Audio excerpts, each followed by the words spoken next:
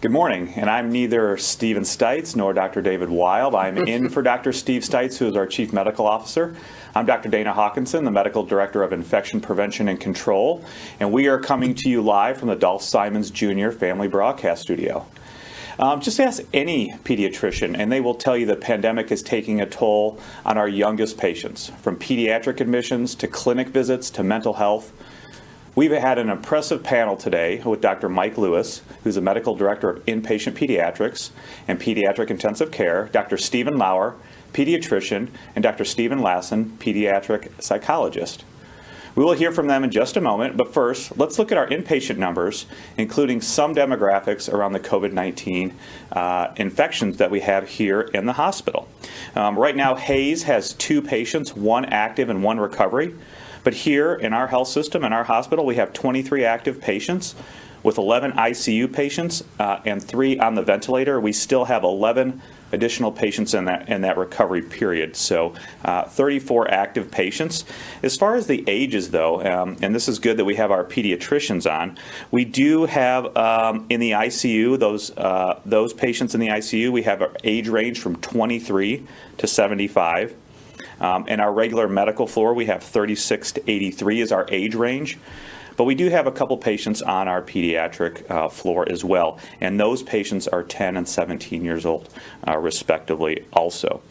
So as you can see, we continue to have a large range of people and ages. Don't have any COVID vaccination status updates for that, but we will be getting that as well. It gets a little bit harder as we get more and more patients in the hospital. So, but before we jump to to our discussion with our panelists, do we have any reporter questions? Sure. Good morning. Cody Holyoke with Channel 9. Hi, Cody. Hey, guys. Hi. I'll piggyback off of what you said about pediatric patients. I'm getting this from a lot of viewers still as we're talking about the EUA for 12 to 15-year-olds on Pfizer, who are saying, kids really don't get sick from the virus. Why should they get the vaccine? And I figured I would let you handle that one. Why is it so important? Yeah, I'll start off just from an epidemiologic standpoint. We understand there is in fact, a new research study that shows that people who are in households have a higher risk of getting the disease if children are in there, particularly, say, that older children rather than the elementary age children as well. But although we do know pediatrics patients or children don't get as sick, there is that risk of that severe illness, but there is also that risk of that multi-system inflammatory disease. And I'll just kind of put it to our pediatricians here. Well, so as Dr. Hawkinson's mentioned, we do have a couple of patients right now in the hospital here at KU who peds patients with COVID-19 infections.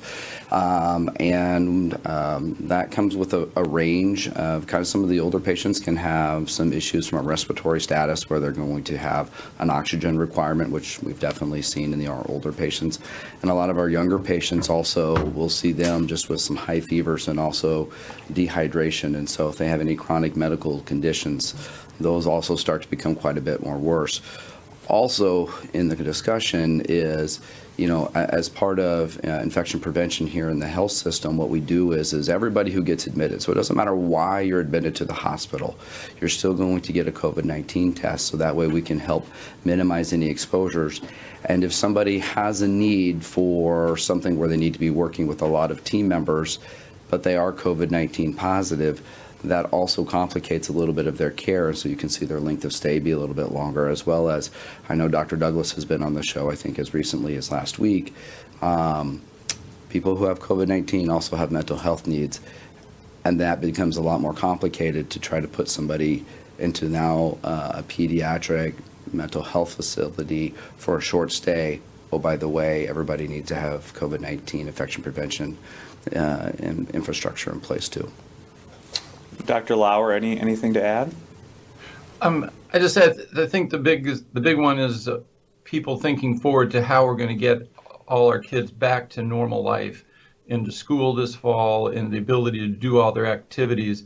And the way that's going to happen is to get the pandemic under control by expanding the vaccine down to 12 now. We've opened up another millions of people patients who could be vaccinated, and by vaccinating them help spread control the spread of the pandemic in our population. So yeah, it's as much to control the disease across our population as for those kids.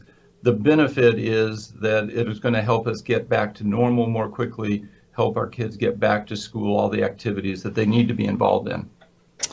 And just, Dr. Lassen, just pivoting this question a little bit specifically to you, what have you seen about kids? Is there a fear about getting it, or a fear about maybe spreading it to somebody in their household who may be more vulnerable as well? Well, yes and yes. So all of the above. We've seen a lot of health-related anxiety, COVID-related anxiety emerge in kids over this past year. And for some of those kids, they had pre-existing anxiety disorders, mental health conditions that seem to have been exacerbated by all of this. But we've also seen just the emergence of some of it in kids who were functioning pretty well prior. And I think it varies a lot depending on how the parents have handled the situation. We know that kids really look to their families to know how to manage situations that are stressful and ambiguous. And so for families who are not managing as well, we find a disproportionate number of kids who are struggling also. But there are so many layers to the anxiety that kids experience with this, whether it's social isolation, it's academic difficulties, it's health of family, and then it tends to just spread from there into other areas. All right. Did that answer your question, Cody? Yeah, you touched on it just a little bit, Dr. Hawkinson, that, it's not just about the kids when we're talking about this vaccine, right? Because the kids go into households and meet with family members. Yeah, but I think that's the story of this whole pandemic. It's not just about adults 65 and older, 80 and older, nursing home residents. It's not just about the United States. It's about everything, because we are interconnected. Households are interconnected. Our communities are interconnected. We know how easily this virus spreads. We know the extent to which supply chain problems can be an issue, capacity issues in the hospital. So everything is interconnected. But certainly households are so closely linked because people are living with one another very closely. And we know that pediatrics patients, children, can replicate the same amount of virus as adults. They can spread the virus is easy. And we know that living in households where somebody is infected has a higher rate of getting the other people in that household infected as well. Any other questions? No. All right. So, Dr. Lassen, we touched on this a little bit. We're going to pivot that question and kind of piggyback on that first question. Early on in the pandemic, we had talked about concerns around children's mental health resulting from stay-at-home orders and online schooling. Did we have a right to be concerned at that point? Absolutely. Yeah. In fact, we're getting more and more data from around the world showing that kids are experiencing up to 2 and 3 times the number of mental health symptoms as pre-pandemic levels. So we're talking 20-30% of kids in some areas who are experiencing significant, mostly depression and anxiety, but also a whole host of mental health conditions. And so we certainly could see this coming as it unfolded, and we've seen a lot of that come to pass. I think one of the other interesting pieces of data, though, that we don't always focus on is that 60, 70, 80% of kids who are doing really well. And I think it's important for us to recognize that as challenging as this has been for a portion of the population, for a much greater number of kids, they've been able to do really well. And I think we need to understand that better. What is it that makes these kids and families who are doing well do so well? And we need to help share that and educate that with these other families and children. So I guess what is most concerning, or what are some of the major concerns you have about the kids that you're seeing in your clinic? Most of it, I think, is related to the social isolation and the educational changes that have happened. I think that's driving a lot of the mental health symptoms that we're seeing in clinics. And so we're interested in what that's going to look like when kids start to return to school more fully, more completely in the fall. But it's really hitting at the heart of really major areas for kids functioning.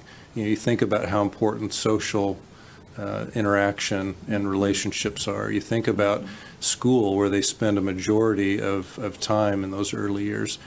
All of those things have been so affected and have really driven a lot of the anxiety, the sadness, the distress that we're seeing. Thank you.